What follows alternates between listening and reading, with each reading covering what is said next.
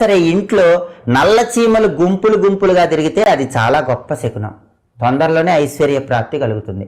అలా కాకుండా ఇంట్లో ఎర్ర చీమలు గుంపులు గుంపులుగా తిరిగితే మాత్రం ధన నష్టం కలుగుతుంది. కాబట్టి మీరు ఇంట్లో చూసుకోండి, నల్ల చీమలు తిరుగుతూ ఉంటే మాత్రం వాటిని కదిలించద్దు, అది ఐశ్వర్య ప్రాప్తి. ఎర్ర చీమలు తిరుగుతూ ఉంటే మాత్రం కొద్దిగా ధన నష్టం కలిగే అవకాశాలు ఉన్నాయి.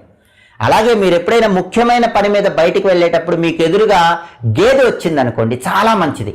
గేదె ఎదురొస్తే ఏ పని తలపెట్టినా ఆ పని దిగ్విజయంగా పూర్తి చేసుకోవచ్చు.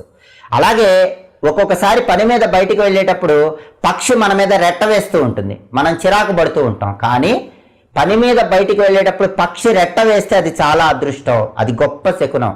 రాబోయే అదృష్టానికి దాన్ని సంకేతంగా భావించాలని మనకి శాస్త్రాల్లో చెప్పారు. అలాగే మనం ముఖ్యమైన పని మీద బయటికి వెళ్ళేటప్పుడు మనకి ఎడమ వైపు నుంచి కుక్క అరుపు వినిపిస్తే చాలా మంచిది. అలాగే పంది అరుపు వినిపించినా చాలా మంచిది.